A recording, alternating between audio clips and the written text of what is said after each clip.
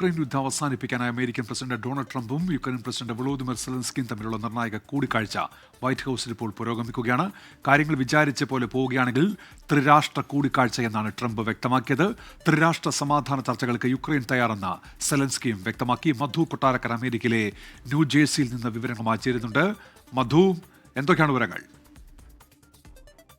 ഉന്മേഷ്, അല്പസമയം മുമ്പാണ് Ukraine president Zelensky Donald ട്രംപിനുമായിട്ടുള്ള കൂടിക്കാഴ്ചയ്ക്കായിട്ട് വൈറ്റ് ഹൌസിലെത്തിയത്. അദ്ദേഹത്തിനോടൊപ്പം യൂറോപ്യൻ രാജ്യങ്ങളുടെ തലവന്മാരായിട്ടുള്ള ഒരു വലിയൊരു സംഘവും കൂടിയുണ്ട്.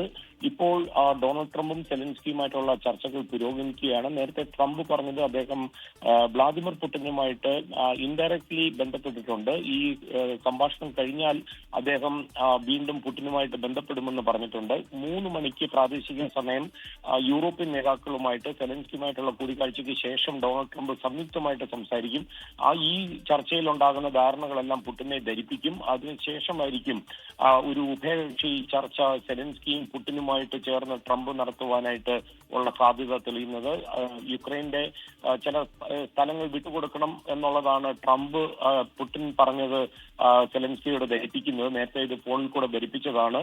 പകരം നല്ല ഉറപ്പുള്ള ഒരു സുരക്ഷാ ഗ്യാരണ്ടി അത് അമേരിക്ക യുക്രൈന് കൊടുക്കുകയും ചെയ്യും. ഉന്മേഷ്, നിർണായക കൂടിക്കാഴ്ചയാണ് ഇപ്പോൾ വൈറ്റ് ഹൌസിൽ പുരോഗമിക്കുന്നത്. നിർണായക പ്രഖ്യാപനങ്ങൾ ഈ കൂടിക്കാഴ്ചയ്ക്ക് ശേഷം ലോകം പ്രതീക്ഷിക്കുകയും ചെയ്യുന്നുണ്ട്.